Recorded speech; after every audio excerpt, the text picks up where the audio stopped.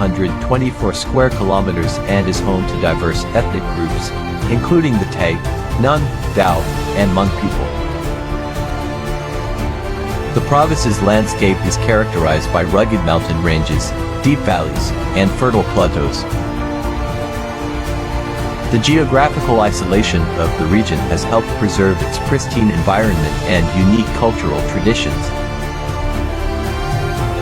Cao Bang's weather is influenced by its mountainous terrain, with cool temperatures year-round. Winters can be chilly, especially in the higher elevations, while summers are warm but not overly hot.